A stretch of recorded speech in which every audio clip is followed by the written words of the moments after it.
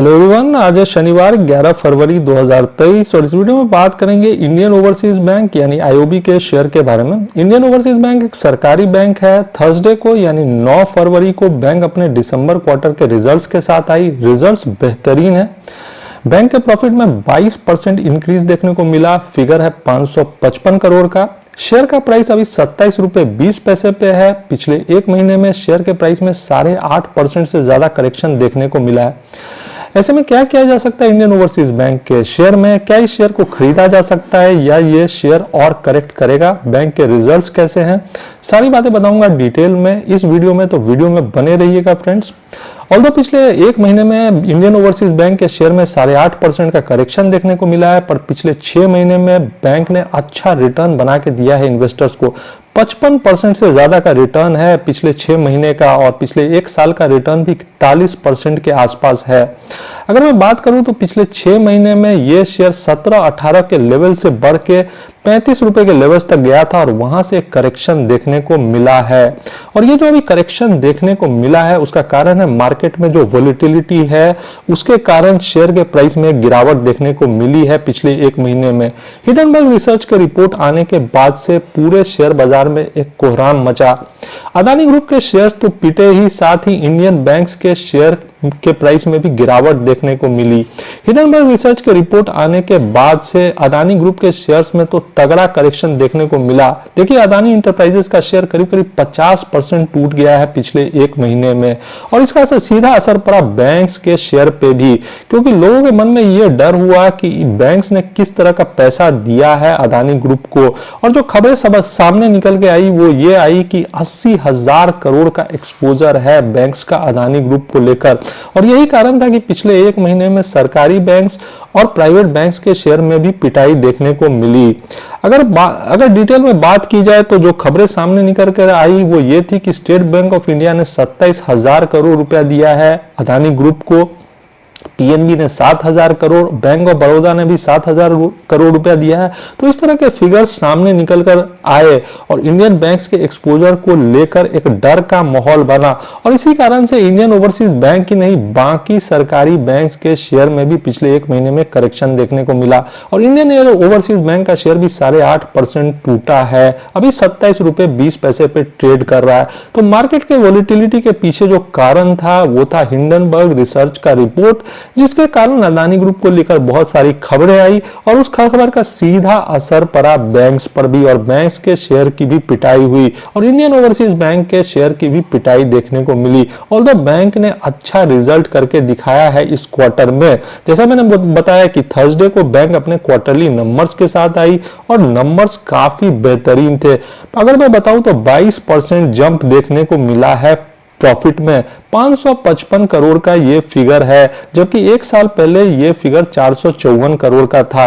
तो 22% increase profit में देखने को मिला है, और इसके पीछे जो रीजन है कि बैंक का जो इंटरेस्ट इनकम है उसमें इंक्रीज देखने को मिला है और बैंक के एसेट क्वालिटी में भी इंप्रूवमेंट देखने को मिला है। बैंक का अगर टोटल इनकम की बात की जाए तो वो फिगर दिसंबर क्वार्टर का 6,006 करोड़ का है, जबकि सेम क्वार्टर में लास्ट ईयर बैंक को जो टोटल इनकम हुआ था वो 5,317 करोड़ का हुआ था। इंटरेस्ट इनकम का जो बैंक का है वो 5,056 करोड़ का है दिसंबर क्वार्टर में, जबकि एक साल पहले सेम क्वार्टर में ये 4,198 करोड़ का था।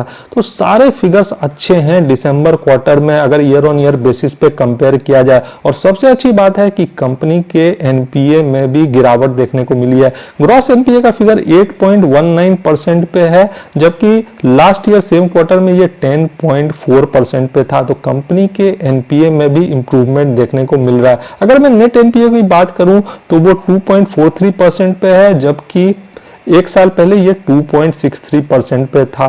तो इंडियन ओवरसीज बैंक ने इस क्वार्टर में अच्छा रिजल्ट करके दिखाया है, पर जिस तरह से हिंडनबर्ग रिसर्च के रिपोर्ट आने के बाद से पूरे मार्केट में कोहराम मचा, उसका सीधा असर इंडियन बैंक्स पे देखने को मिला।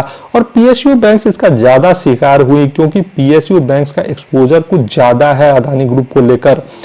और जैसा मैंने बताया कि 80,000 करोड़ का एक्सपोजर है अदानी ग्रुप को बैंक्स का, और इसको लेकर एक डर का माहौल बना। पर अभी कुछ अच्छी खबरें भी आना शुरू हो गई हैं, और उसमें से जो खबर सामने आई है वो ये है कि आरबीआई के जो गवर्नर है शक्तिकांत दास, उन्होंने कहा है कि Indian banking sector not likely to be affected by an individual case. तो उन्होंने कहा कि इंडियन बैंकिंग सिस्टम को एक केस से कोई खास असर पड़ने वाला नहीं है। और भी खबरें सामने निकल के आई जो ये बता रही है कि इंडियन बैंकिंग सिस्टम को अदानी ग्रुप के कंट्रोवर्सी से कोई खास असर नहीं पड़ेगा। RBI on Adani exposure of Indian banks to group not significant, lender resilient and strong। तो RBI ने भी कहा है कि इंडियन बैंक्स काफी स्ट्रांग है और अदानी ग्रुप आराम से ये लोन चुका सकती है। उसके बाद आरबीआई की और खबर है कि आरबीआई से domestic bank exposure to Adani group not very significant, single case can't impact the system.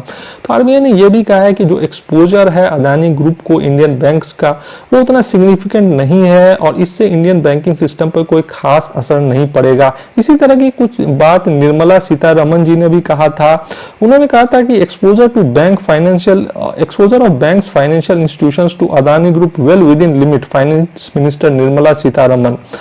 तो अच्छी बातें निकलकर सामने आ रही है फाइनेंस मिनिस्टर के द्वारा, फिर आरबीआई के गवर्नर के द्वारा, कि इंडियन बैंक्स जो हैं वो अदानी ग्रुप ने जो लोन लिया है इंडियन बैंक्स से वो उतना बड़ा अमाउंट नहीं है, आराम से इस अमाउंट को चुकाया जा सकता है और अच्छी खबरें सामने निकल के आ रही है। और इसके कारण मार्केट में फिर से एक पॉजिटिव माहौल जरूर बन सकता है, क्योंकि सरकारी बैंक्स ओवरऑल आज भी अच्छा परफॉर्म कर रहे हैं। ज्यादातर सरकारी बैंक्स अच्छे रिजल्ट्स के साथ आ रहे हैं। जैसे मैंने बताया कि इंडियन ओवरसीज बैंक का रिजल्ट अच्छा है। हिंडनबर्ग के रिसर्च रिपोर्ट आने के बाद से जरूर शेयर प्राइस में करेक्शन देखने को मिला, बट ओवरऑल सरकारी बैंक्स अच्छा रिजल्ट कर रहे हैं पिछले कुछ क्वार्टर्स से, और इसीलिए इनके शेयर प्राइस में एक इंक्रीज देखने को मिल रहा है। पिछले 6 महीने में इंडियन ओवरसीज बैंक का शेयर 55% इसलिए भागा क्योंकि क्वार्टर ऑन क्वार्टर बेसिस पे पीएसयू बैंक्स अच्छा रिजल्ट करके दिखा रही हैं। और अदानी ग्रुप का जो कंट्रोवर्सी है वो अब धीरे धीरे थमता हुआ नजर आ रहा है। आरबीआई या फाइनेंस मिनिस्ट्री दोनों अच्छी बातें कह रहे हैं कि इंडियन बैंक्स आराम से ये जो एपिसोड हुआ है इसको झेल लेंगे। तो मुझे लगता है कि जिस तरह का नेगेटिव माहौल बना था हिंडनबर्ग के रिसर्च रिपोर्ट आने के बाद से, और जिस तरह से क्रेडिट सुसु ने अदानी के बॉन्ड्स को एक्सेप्ट करने से मना कर दिया था एज ए कोलैटरल, और उसके बाद सिटी ग्रुप ने भी कुछ इसी तरह की बातें कही थी, मुझे लगता है कि उसके बाद से अब कुछ अच्छी खबरें भी आ रही हैं। अगर मैं इंडियन ओवरसीज बैंक की बात करूं तो बैंक का जो पी है वो 30.08 का है, जबकि सेक्टर पी है 21.89 का। तो बैंक महंगा तो जरूर है अगर मैं सेक्टर पी से कंपेयर करता हूं, लेकिन जिस तरह का रिजल्ट किया है मुझे लगता है इस बैंक के शेयर में फिर से एक तेजी जरूर बनेगी और किसी भी गिरावट में इस शेयर को जरूर एक्यूमुलेट किया जा सकता है। यह शेयर 34-35 रुपए के लेवल्स तक जा सकता है। तो अगर मार्केट में वोलेटिलिटी आती है और इंडियन ओवरसीज के बैंक के शेयर में कोई गिरावट देखने को मिलती है तो मुझे लगता है एक अच्छा मौका बनेगा इस शेयर को एक्यूमुलेट करने का। अगर मैं बात करूं वॉल्यूम की तो फ्राइडे को यानी 10 फरवरी को 4 करोड़ से ज्यादा शेयर्स का ट्रेड हुआ है सिर्फ एनएससी पे। तो वॉल्यूम काफी हाई है इंडियन ओवरसीज बैंक के शेयर का। 51,800 करोड़ से ज्यादा का मार्केट कैप है, तो एक लार्ज कैप स्टॉक है और ट्रेडिंग वॉल्यूम काफी हाई था फ्राइडे के दिन, तो लोग इस शेयर में काफी इंटरेस्ट ले रहे हैं।